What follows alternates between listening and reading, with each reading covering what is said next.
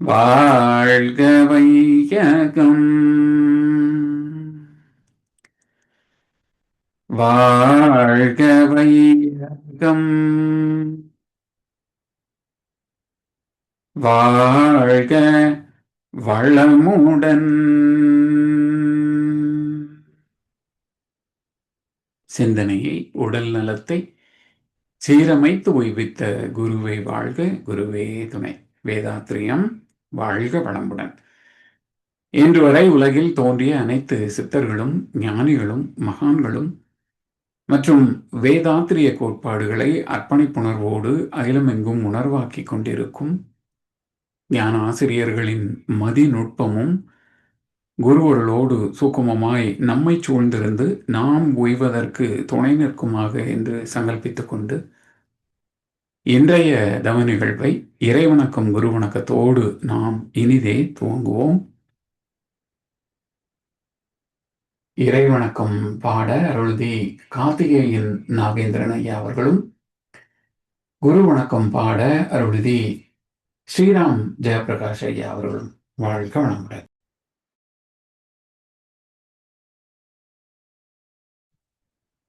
வாழ்க வையகம், வாழ்க வையகம், வாழ்க வளமுடன். குரு வாழ்க, குருவே. இறை வணக்கம். ஆதி எனும் பரம்பொருள் மெய்யெழுச்சி பெற்று அணுவென்ற உயிராகி அணுக்கள் கூடி மோதி இணைந்தியங்குகின்ற நிலைமைக்கேற்ப மூலகங்கள் பலவாகி அவை இணைந்து வேதித்த அண்ட கோடிகளாய் மற்றும் பிறப்பு இறப்பிடை உணர்தல் இயக்கமாகி நீதி நெறி உணர் மாந்தராகி வாழும் நிலையுணர்ந்து தொண்டாற்றி இன்பம் காண்போ.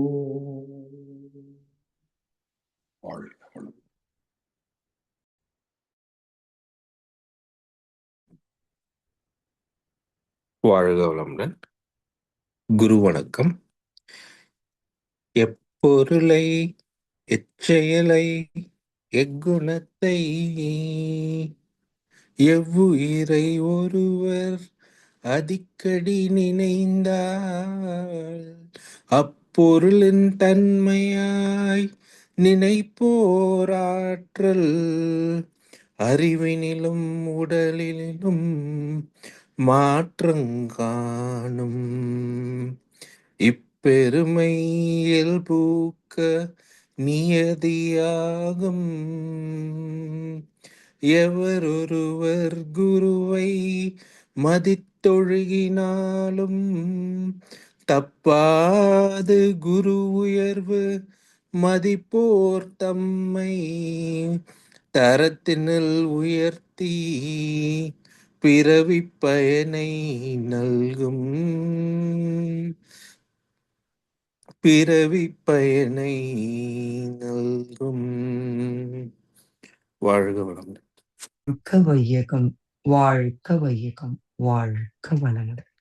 குரு வாழ்க, குருவே துணை. நன்றிகளையா. வாழ்க வாழ்க வையகம், வாழ்க வையகம், வாழ்க வளமுடன். இன்று நமக்காக ஆழ்ந்த 9 மைய தவம் நடத்திய அருள்நிதி சிவசங்கரி அம்மா அவர்களை வாழ்த்துவோம். அருள்நிதி சிவசங்கரி அம்மா அவர்கள் வாழ்க வளமுடன். அவர்களின் அன்பு குடும்பம் வாழ்க வளமுடன். அவர்களின் உடல் நலம், பொருள் வளம், மனவளம் மற்றும் அவர்களின் ஆன்மீக தொண்டு வாழ்க வளமுடன். வாழ்க வளமுடன். வாழ்க வளமுடன். வாழ்க வளமுடன். குரு வாழ்க, குருவே துணை. வேதாத்ரியம் வாழ்க வளமுடன். தொடர்ந்து ஞானமும் வாழ்வும் கவிதை தொகுப்பிலிருந்து இன்றைய கவிக்கு விளக்கம் வழங்கிட மூத்த பேராசிரியர் ஞானாசிரியர் அருள்நிதி பழனிசாமி வேலுச்சாமி ஐயா அவர்களை அன்போடு அழைத்தமைவோம். வாழ்க வளமுடன் ஐயா. வாழ்க வளமுடன் ஐயா.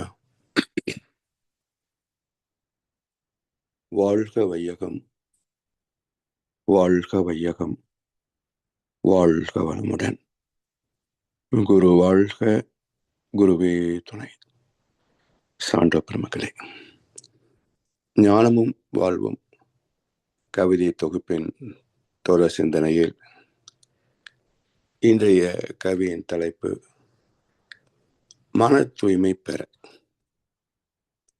சிந்தனையில் ஓரளவு உயர்ந்தோர் எல்லாம் சீர்திருத்தம் உலகினிலே மலர என்று எந்த ஒரு அளவேனும் நினைக்கின்றார்கள். எனினும் இவர் ஒவ்வொருவர் போக்கை நோக்க விந்தையே. பிறர் மட்டும் இவருக்கொப்ப வினையாற்றி உயிர் வாழ விரும்புகின்றார். இந்த பெருநன்மைக்கு தான் திருந்த எண்ணுவோர் அரிது அரிது.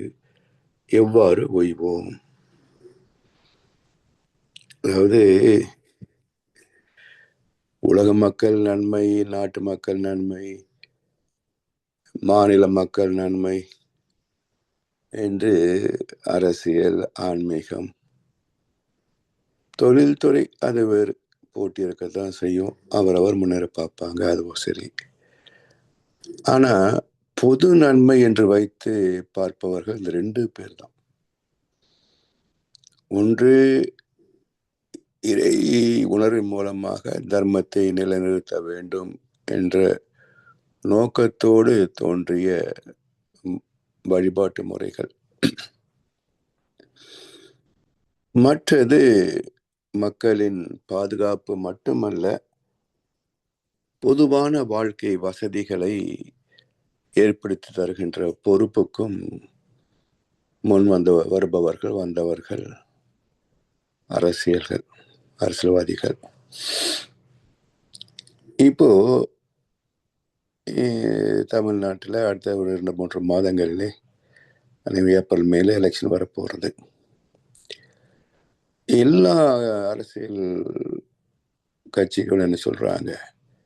நாங்கள் உங்களுக்கு எதை செய்வோம், அதை செய்வோம், இதை செய்வோம், அதை செய்வோம்ன்றாங்க.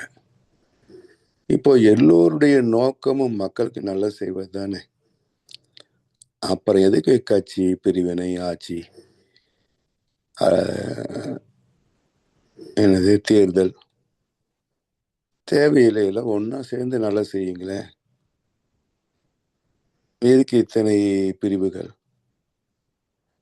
அப்படின்னா இவருடைய உட்பொருள் என்னன்னு பார்க்கிற போது மக்கள் நலம் என்றே பேசுவார். தம் மக்கள் நலம் ஒன்றே தான் மனதில் கொள்ளுவார் என்று ஒரு புலமை பித்தனம் யாரோ ஒருத்தர் இருக்கிறாங்க. அது போல இவருடைய நோக்கம் எல்லாம் பார்க்கிற போது அரசியலிலே பதவி ஆசைக்கும் பணத்தாசைக்கும், அது மன்னர் வகைரா என்ற வகையிலே சந்தைகளுக்கும் போகணுன்ற ஆசை. இங்கே கடவுள் நம்பிக்கையில இல்லறம் இல்லை, வாரிசும் இல்லை. இருந்தாலும் என்ன, கடவுளை பற்றி அறிந்ததோ அனுபவமோ இல்லை. அப்போ இதுலயும் ஒரு பதவி ஆசை, ஒரு அதிகார போதை தான். யார் வந்தாலும் காலில் விழுந்து காணிக்கை கொடுத்து மரியாதை செய்யறாங்களே, இந்த போதையை விட்டு விலக முடியறதில்லை. அப்போ இதை ஒருத்தரை அனுபவிக்க விட்டுருவாங்களா? எல்லாருக்கும் ஆசை இருக்கும். அப்போ ஒவ்வொருத்தரும் ஒவ்வொரு வழிபாட்டு முறையோ கடவுள் உருவத்தையோ வைத்து கொண்டு அதன் அடிப்படையிலே தங்களை நிலைநிறுத்தி கொள்ள போராடுகிறார்கள். இப்ப அடிப்படை என்ன என்பதை மகர்ஷி இந்த கவியில சொல்றார்.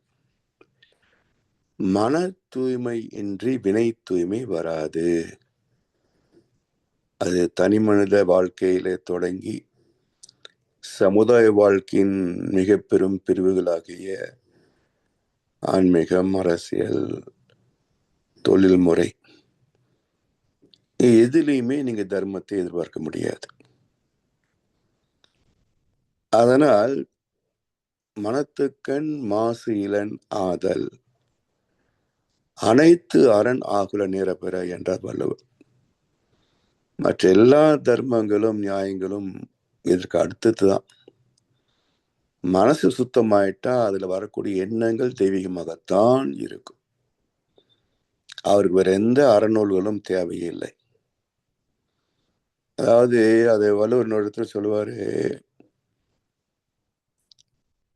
ஆற்று நீர் பெருக்கெடுத்து ஓடுகின்ற போது கிணற்று நீருக்கு என்ன முக்கியத்துவம் இல்லையா? ஆற்றிலே தண்ணி கிடைக்கிது, அப்புறம் யார் கிணத்துல போய் கயிறு வச்சு குடத்தை கட்டி தண்ணி சேர்ந்து எடுப்பாங்க இல்லையா?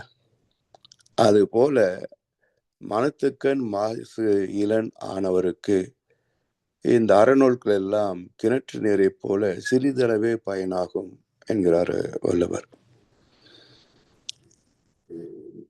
அதனால் ஒரு மனித வாழ்க்கையின் சுகமான அனுபவங்களுக்கும் சமுதாய வாழ்க்கையில் ஒரு சொர்க்கலோகமான ஒரு வாழ்வுக்கும் அடிப்படை, வெரி பேசிக், மிக அடிப்படை எது என்றால் மன தூய்மை.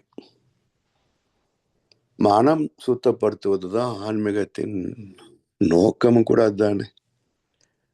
கலங்கப்பட்ட மனதை தூய்மைப்படுத்துவதுதான் ஆன்மீகத்தினுடைய அடிப்படை நோக்கம். அதை திருமந்திரம் அழகா சொல்றார் திருமூலர். சூரிய காந்தமும் சூழ் பஞ்சும் போலவா, சூரிய காந்தமும் சூழ் பஞ்சை சுட்டிடா. இப்ப இந்த குவி லென்ஸ்ன்னு சொல்றோம் பாருங்க, அது ஒரு பக்கம் கிடக்கு, பஞ்சு ஒரு பக்கம் கிடக்குது. சூரியன் நண்பகல் பிரகாசமாக ஒளிந்து கொண்டிருக்கின்றான். இந்த மூன்றும் தனித்தனியே இருக்கின்ற வரைக்கும் என்ன மாற்றம்? ஒன்றும் இல்லை. இப்போ அந்த குவி லென்ஸ் அதை எடுத்து சூரியனுக்கு நேராக வைத்து பஞ்சு மேல் செலுத்தினால் பஞ்சு சாம்பலாய் போயிடும். அதுபோல கொண்டு வந்த வினை பதிவுகள் ஒரு பக்கம், இறைவன் ஒரு பக்கம், மனம் ஒரு பக்கம் மேய்ந்து கொண்டிருக்கிறது. இந்த வாழ்க்கையில என்ன மாற்றம் நிகழ்ந்தது, நிகழ முடியும்? எத்தனையோ ஆண்டுகள் பார்த்தாச்சு. நாம் பிறந்து வளர்ந்து விவரம் தெரிந்த நாளிலிருந்து இன்று வரைக்கும் சுயமாகவும் எத்தனை அனுபவங்களை பார்த்து விட்டோம். அக்கம் பக்கம் சமுதாயம் என்று எத்தனையோவற்றை பார்த்தோம், படித்தோம், கேட்டோம். இப்போ மொத்தத்தில் என்ன மாற்றம் நிகழ்ந்திருக்கிறது? ஒன்றும் இல்லை. வினைப்பதின் வழியே போய்கொண்டிருக்கும், விதி வழி வாழ்க்கை என்று போயிட்டு இருக்கும். அப்போ சுகமான வாழ்க்கையை எப்போ அனுபவிக்க முடியும்? அதனால் எங்கேயோ அலைந்து கொண்டிருக்கின்ற இந்த மனதை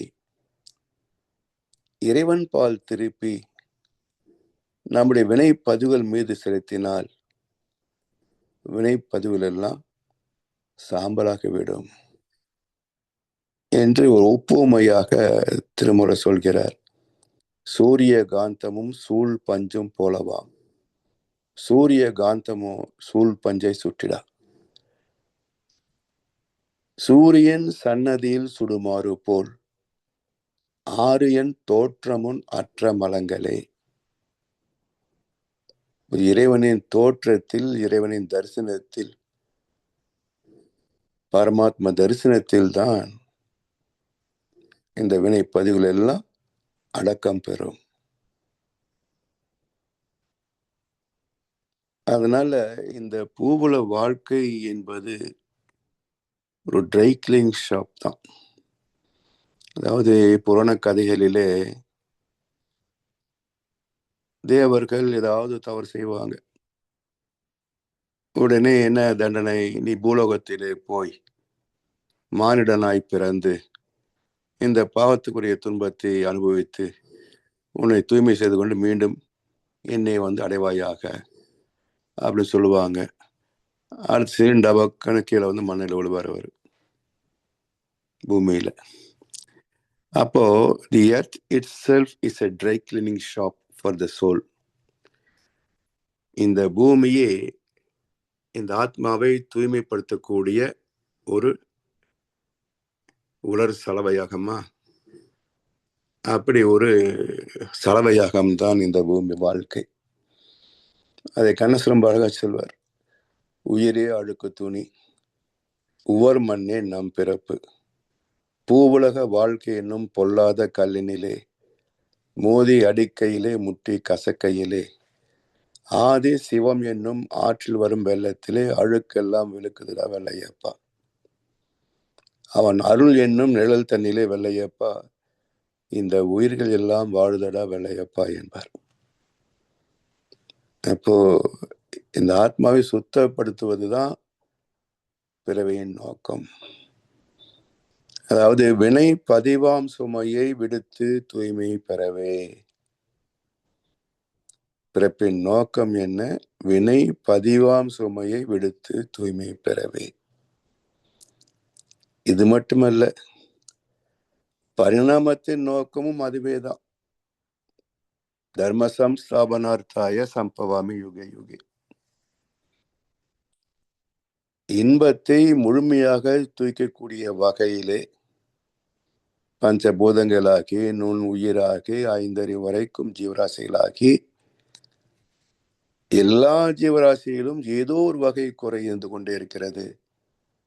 குறையே இல்லாத ஒரு முழுமை பெற்ற ஜீவனாக சாமி சொல்லுவாங்களே, எல்லாம் வல்லவனாகவும் எல்லாமே உள்ளவனாகவும் பரிணமித்தவன் மனிதன். அந்த இடத்துல பரிணாமம் நிறைவு பெற்றது. எல்லாம் வல்லவனாகவும் எல்லாமே உள்ளவனாகவும் மனிதம் என்ற ஒரு ஜீவன் தோன்றிய உடனே பரிணாமம் நிறைவு பெற்று விட்டது. அதுக்கு பிறகு என்ன அடுத்த நிலை என்றால்,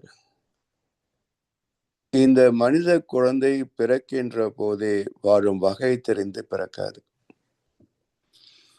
அது உணர்ச்சிகளின் சங்கமத்தில் ஏதோ ஒரு பிண்டமாகத்தான் பிறக்கும். அதனால் வாழும் காலத்தில் இதற்கு தனது தெய்வ நீதி போதித்து இதை தன்னை உணரச் செய்ய வேண்டும் என்பதற்காக இறைவனே சிந்தனையாளர்கள் மூலமாக, சான்றோர் மூலமாக, ஆண்டோர் மூலமாக தெய்வ நீதியையும் தெய்வத்தை உணர்கின்ற வழிமுறைகளை ஆன்மீகம் என்ற வகையிலே அறிமுகம் செய்தார். இப்போ என்ன குறை வந்ததுங்க? அப்போ இனிமையாக வாழ்வதற்கு விலங்கின பதிவிலெல்லாம் தூய்மை செய்து கொண்டு வினை பதிவாம் சுமையை விடுத்து தூய்மை பெறவே. நினைவாய் உடல் எடுத்து நிலம் மீது வந்த பின்னே என்னை மறந்தேன் எந்தன் வினை மறந்தேன் இறைவா உனையும் மறந்தேன். அதாவது உனையும் மறந்தேன். இதை கண்ணதாசன் ரொம்ப அழகா சொல்வார். பூஜை புனஸ்காரங்களுக்கும் தேர் திருவிழாக்களுக்கும் பஞ்சமே இல்லை. அப்ப சொல்றாரு, தேர் ஏது சிலை ஏது திருநாள் ஏது தெய்வத்தையே மனிதரெல்லாம் மறந்த போது. சாமி சொல்றாங்க உனை மறந்தேன் இறைவா. இங்க கண்ணன் சொல்றாரு தெய்வத்தையே மனிதரெல்லாம் மறந்த போது. அப்ப தெய்வத்தை மறந்து விட்டு நீ என்ன தேர்தல நடத்தி என்னப்பா ஆக போகுது அப்படின்னு கேட்ட கண்ணதாசன் அதே பாடலிலே கடைசியில சொல்றாரு, தேர் ஏது சிலை ஏது திருநாள் ஏது தெய்வம் போல் மனிதரெல்லாம் மாறும் போது. எல்லாரும் தெய்வத்தை அறிந்துட்டாங்க, உலக சமாதானம் வந்துருச்சு, எல்லோரும் சொர்க்க லோகத்தில் ஒரு சுகமான வாழ்க்கையை வாழ்றாங்க. இப்ப தேர் இழுக்கலாமா, திருவிழா நடத்தலாமா அப்படின்னா அதுக்கு என்னப்பா அவசியம்? அப்போ தெய்வத்தை அறிந்த பிறகு தேர் திருவிழா என்பது அவசியமற்ற செயல். தெய்வத்தை மறந்த நிலையிலே தேர் திருவிழா நடத்துகின்ற போது இது அர்த்தமற்ற செயல். ஸோ 2 வகையிலையும் பயனில்லை. அதனால் நோக்கம் என்ன? வினை பதிவாம் சுமையை விடுத்து தூய்மை பெற. ஆத்மாவில் உள்ள கலங்கங்கள் தூய்மை பெற்றுவிட்டால் அதுவே மன தூய்மை. அந்த மன தூய்மை பெற்றுவிட்டால் செயல் தூய்மை தானாகவே வந்துவிடும். ஏன்னா எண்ணமின்றி செயல் இருக்கா? யோசிச்சு பாருங்க. எண்ணமின்றி செயல் உண்டா? சாத்தியமே இல்லை. அப்ப எண்ணத்தின் மூலம் என்ன? மனம். மன தூய்மை வேணும். மனதுக்கு மூலம் என்ன? ஆத்மா. ஆத்மாவிலே களங்கம் இருக்கு, அது தூய்மை பெறணும். அப்போ ஆத்மா தூய்மை பெற்று விட்டால், களங்கங்களை நீக்கி கொண்டு விட்டால், அதிலிருந்து எழுகின்ற தூய்மையான தெய்வீக அலைகள் தர்மத்தை, அறத்தை மட்டுமே சுமந்து வரும். தூய்மையான மனதில் தெய்வீகம் தான் இருக்கும். அந்த தூய்மையான மன மூலையில மோதுகின்ற போது தெய்வீக எண்ணங்களை தவிர வேற என்ன வர முடியும்? அந்த எண்ணம் சொல் செயலாக மலர்கின்ற போது தனக்கும் பிறருக்கும் தற்காலத்திற்கும் பிற்காலத்திற்கும் உடலுக்கும் மனதுக்கும் நன்மையை தவிர அணு அளவாவது தீமை விளையுமா? சாத்தியமே கிடையாது. அவர்களால் தீயதை நினைக்கவே முடியாது. எனவே இதெல்லாம் நம்முடைய ஆத்மாவிலே தூய வினை பதிவுகளாகவே உருவாக்கி கொண்டு வரணும். அப்போ நல்லதை செய்து கொண்டே வந்தால் அல்லவை தானாக விலகி போகும். காலத்தால் உடனே விலகாது, காலத்தால் விலகும். எனவே இந்த மன தூய்மை பெற சிந்தனையில் ஓரளவு உயர்ந்தோர் எல்லாம், அதாவது சிந்தனையில் முழுமையாக உயர்ந்திருந்தால் அவர் உண்மையான கடவுள் தன்மைக்கு உதாரணமாகிறார். அவருடைய சொல் செயல் எல்லாமே தெய்வீகமாக இருக்கும். ஆனா அப்படி இல்லையே, ஒருத்தருக்கு ஒருத்தர் சண்டையை மூட்டி விட்டுறாங்களே. சமய கொடிகள் எல்லாம் தம் தெய்வம் எம் தெய்வம் என்று எங்கும் தொடர்ந்து எதிர் வழக்கிடவும் நின்றது இது. இன்றைக்கும் தமிழ்நாட்டுல திடீர்னு திருப்பரங்குன்றத்துல விளக்கு பிரச்சனைக்கு எழுப்புறானுங்க.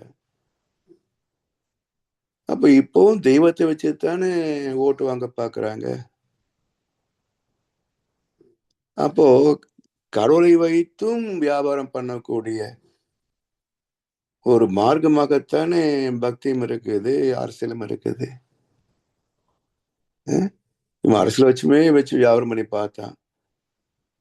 கொஞ்சம் போனி குறையும் போது உடனே கடவுளையும் கூட சேர்த்துக்கிட்டான்.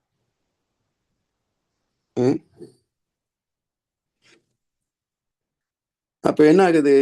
சிந்தனையில் ஓரளவு உயர்ந்தோர் எல்லாம் அரைவேக்காடுகள். மதங்களும் அரைவேக்காடு, அரசியல் கட்சிகளும் அரைவேக்காடு, அரசியல்வாதிகளும் அரைவேக்காடுகளே. அப்ப சிந்தனையில் ஓரளவு உயர்ந்தோர் எல்லாம் சீர்திருத்தம் உலகினிலே மலரவென்று எந்த ஒரு அளவேனும் நினைக்கிறார்கள். இப்போ எத்தனையோ கட்சிகள், எத்தனையோ கொள்கை பேசிட்டு இருந்தாலும் ஒருவர் இயற்கையை பற்றி பேசுறார். கடலை காப்பாற்றணும், மலைகளை காப்பாற்றணும், காடுகளை காப்பாற்றணும், விவசாயம் செழிக்கணும். உங்களை ஏமாற்றினார்கள் அப்படின்னு அருமையான கருத்தை சொல்றார். யோசிக்க வேண்டிய கருத்து. இவங்க பிராமணர்கள்லாம் படிச்சு மேல பதவியில் இருக்கிறானுங்க, நம்மளை எல்லாம் கீழே வச்சு அடக்கி வச்சிட்டு இருக்கிறாங்க. நாம கலெக்டர் ஆகக்கூடாதா? நாம பெரிய பெரிய பதவி போகக்கூடாதா? அதனால் படிங்க படிங்க என்று சொல்லி இது பெரிய புரட்சிகரமான கருத்தாக வந்து அவர் வந்தார் படிக்க வச்சார், இவர் வந்தார் குடிக்க வச்சாருன்னு சொல்லி ஒரு பக்கம் ஆரம்பிச்சாங்க. இப்போ இவர் கேட்கறது என்னன்னா, சரி எல்லாரும் படிச்சா வேலை கொடுத்தீங்களா?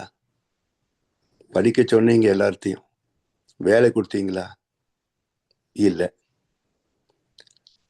அவனுக்கு ஒரு வேலை தெரியுமா? ஏதாவது தெரியுமா? இல்ல.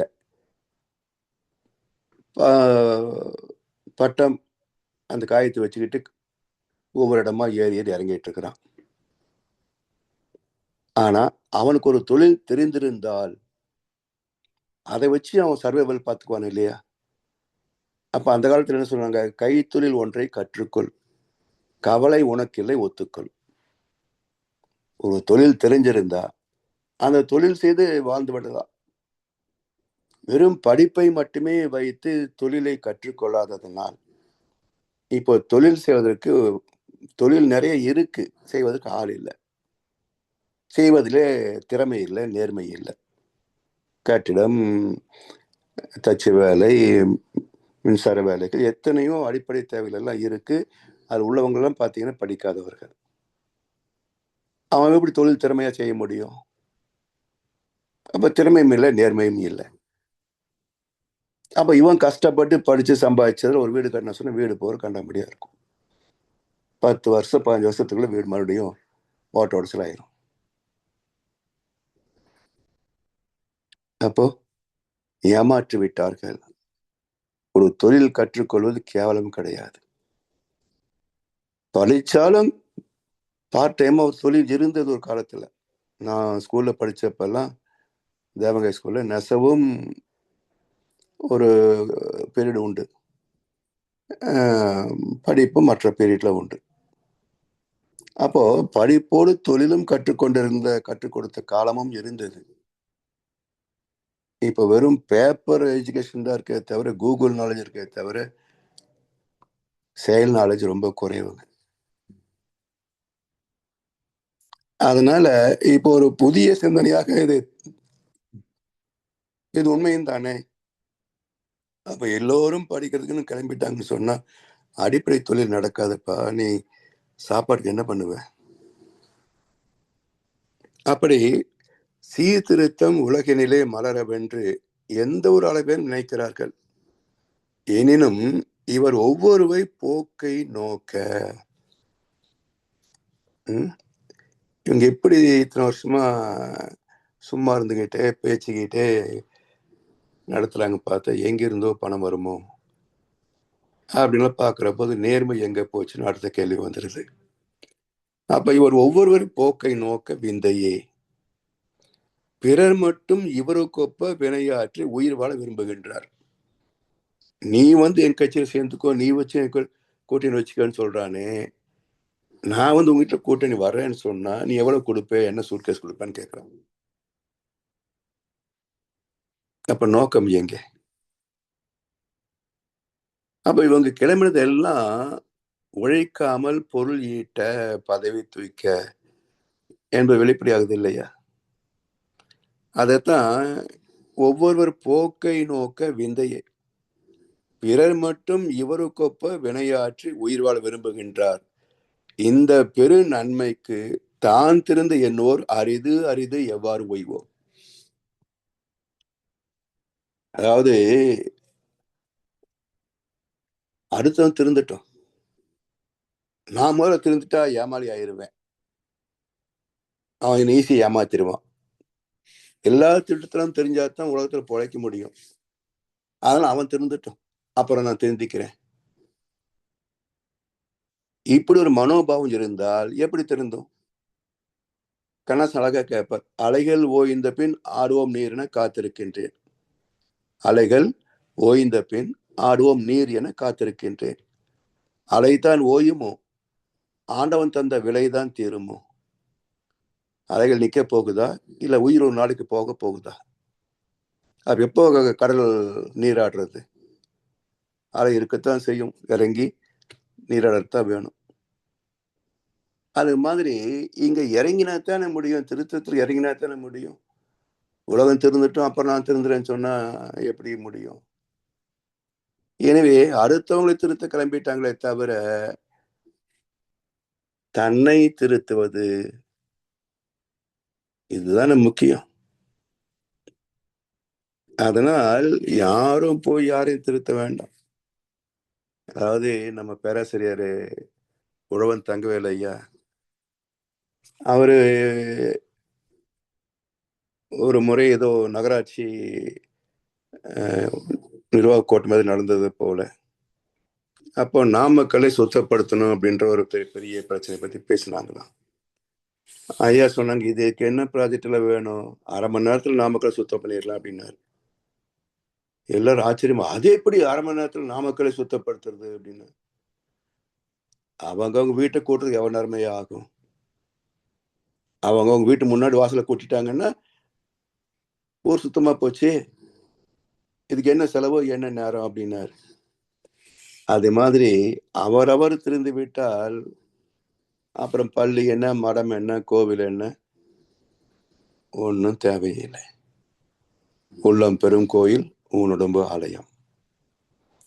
அந்த வகையிலே சுய திருத்தம் தான் அடிப்படையே தவிர தனி மனிதன் திருந்தாமல் உலகத்தை திருந்த முயல்வது சாத்தியம் இல்லாத ஒன்று என்பது சரித்திர சான்று. இதுக்கு வேற ஒரு தனி ஆராய்ச்சி தேவையில்லை. அதனால்தான் மகிழ்ச்சி அவர்கள் மனவள கலை என்பது தனி மனித மாற்றத்திற்கான ஒரு பயிற்சி முறை. ஒவ்வொரு மனிதனும் இங்கே வந்து மனமாற்றம் பெற வேண்டும் என்று சொன்னது மட்டும் அல்ல, நம் எல்லோருக்கும் ஒரு தாரக மந்திரமாக நம் கடமை அறவாழ்வின் நாட்டத்தை சிறக்கட்டும் என்று சொல்கிறார். அப்படி இந்த அற வாழ்க்கையை பின்பற்ற தொடங்கிவிட்டால் தனி மனிதர்கள் மாற்றம் நிகழ்ந்துவிடும். தனி மனிதர்கள் மாறிவிட்டால் உலகம் எப்ப மாறிச்சுன்னு தெரியாது, அது தானாக மாறி இருக்கும். அந்த பெரும் நன்னாளை வாழ்த்தி வரவேற்போம் என்று சொல்லி வாய்ப்பளித்த செவிமடுத்தான் இருக்கும் நன்றி பாராட்டி இந்த உரையை நிறைவு செய்கின்றோம். வாழ்க வளமுடன், வாழ்க வளமுடன், வாழ்க வையகம். வாழ்க வளமுடன் ஐயா. அருமை. வாழ்க வளமுடன் ஐயா. சிறப்பானது ஒரு கவி, சிறந்த விளக்கம். தொடர்ந்து மகானின் கவிகளுக்கு விளக்கங்கள் வழங்கி நம்மை சிறந்த முறையிலே வழி நடத்தி கொண்டிருக்கும் மூத்த பேராசிரியர் ஞானாசிரியர் அருள்நிதி பழனிசாமி வேலுசாமி ஐயா அவர்களும் அவரது அன்பு குடும்பத்தினரும் அருட்பேராற்றல் கருணையினால் உடல் நலம், நீளாயுள், நிறை செல்வம், உயர் புகழ், மெய்ஞானம் ஓங்கி வாழ்க வளமுடன், வாழ்க வளமுடன், வாழ்க வளமுடன். நன்றிகள் ஐயா. வாழ்க வளமுடன் ஐயா. வாழ்க வளமுடன். பாடல்கள் பாடி நிறைவு செய்யும் தருணம். வேதாத்திரிய பாடல் பாட அருள்நிதி ஜமுனா ராணி அம்மா அவர்களும், பிரம்மஞான கவி பாட அருள்நிதி நீமா சுரேஷ்குமார் அம்மா அவர்களும், உலக நல வாழ்த்து பாட அருள்நிதி சாந்தி கண்ணன் அம்மா அவர்களும். வாழ்க வளமுடன். வாழ்க வையகம், வாழ்க வையகம், வாழ்க வளமுடன். குரு வாழ்க, குருவே துணை. வேதாத்தியன். போரில்லா நல்லுலகம், பொருள் துறையில் சமநீதி, நேர்மையான நீதிமுறை, நில உலகுக்கோர் ஆட்சி, சீர் செய்த பண்பாடு, சிந்தனையோர் வழிவாழ்வு, சிறப்புணர்ந்த பெண் மதிப்பு, தெய்வ நீதி வழிவாழ்தல், திருவிழா தவிர்த்தல், சிறுவர்கட்கே விளையாட்டு, செயல் விளைவு உணர்கல்வி, சீர்காந்த நிலை விளக்கம், பார் முழுதும் உணவு நீர் பொதுவாக்கல், பல மதங்கள் பல கடவுள் பழக்கம் ஒழித்து உண்மை ஒன்றை தேர்ந்திடுதல், பார் முழுதும் உணவு நீர் பொதுவாக்கல், பல மதங்கள் பல கடவுள் பழக்கம் ஒழித்து உண்மை ஒன்றை தேர்ந்திடுதல். வாழ்க நன்றிங்க. நன்றிங்க. வாழ்க வையகம், வாழ்க வையகம், வாழ்க வளமுடன். இறைவழியே தன்னிருக்க சூழ்ந்தழுத்தும் ஆற்றல், சூழ்ந்தழுத்தும் ஆற்றல், இதன் திணிவு மடிப்பு விழ சுழலும் நுண்மின்னாம். இதன் திணிவு மடிப்பு விழ சுழலும் நுண்மின்னாம். நிறைவெளியில் விண் சுழல நெருக்குகின்ற உரசல் நெருக்குகின்ற உரசல். நிலைவெளியில் எழுப்புகின்ற நேரலைகள் காந்தமாம். நிலைவெளியில் எழுப்புகின்ற நேரலைகள் காந்தமாம். மறைபொருளாம் காந்தம் தன் மாத்திரைகள் ஐவகை தன் மாத்திரைகள் ஐவகை. மலைக்காதீர்வின் கூட்டம் மாபூதம் ஐந்துமாம். மலைக்காதீர்வின் கூட்டம் மாபூதம் ஐந்துமாம். முறையாய காந்த அலை மனமாம் உயிருடல்களில் மனமாம் உயிருடல்களில் மதி உயர்ந்து உண்மை பெற மா பிரம்ம ஞானமாம். மதி உயர்ந்து உண்மை பெற மா பிரம்ம ஞானமாம். மா பிரம்ம ஞானமாம். நன்றிகளுங்க ஐயா. வாழ்க வளமுடன். வாழ்க வையகம், வாழ்க வையகம், வாழ்க வளமுடன். குரு வாழ்க, குருவே துணை. உலக நலவேழ்த்து. உலகமெல்லாம் பருவமழை ஒத்தபடி பெய்யட்டும். உழவரெல்லாம் தானியத்தை உவப்புடனே பெருக்கட்டும். பல தொழில்கள் புரிகின்ற பாட்டாளி உயரட்டும். பகுத்துணர்வில் தொகுத்துணர்வு பண்பாட்டை உயர்த்தட்டும். கலகங்கள் போட்டி பகை கடந்தாட்சி நடக்கட்டும். கல்லாமை கடன் வறுமை கலகங்கள் மறையட்டும். நலவாழ்வை அளிக்கும் மெய்ஞான ஒளி வீசட்டும். நம் கடமை அறவாழ்வின் நாட்டத்தே சிறக்கட்டும். நம் கடமை அறவாழ்வின் நாட்டத்தே சிறக்கட்டும். நம் கடமை அறவாழ்வின் நாட்டத்தே சிறக்கட்டும். வாழ்க வையகம், வாழ்க வையகம், வாழ்க வளமுடன். வாய்ப்பு கொடுத்ததுக்கு நன்றி ஐயா. வாழ்க வளமுடன்.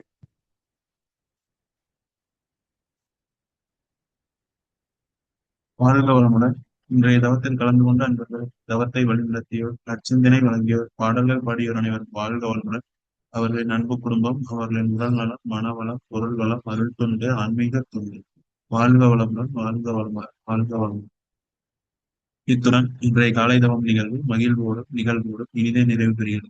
இறையருளும் குருவர்களும் நம் அனைவரையும் எப்பொழுதும் சூழ்ந்திருந்து நம்மை இந்த இறைநிலையுணர் பயணத்திலே சிறந்த முறையிலே வழிநடத்தட்டும் அனைவரையும் வாழ்த்தி வணங்கி நன்றி கூறி அமைகிறோம்.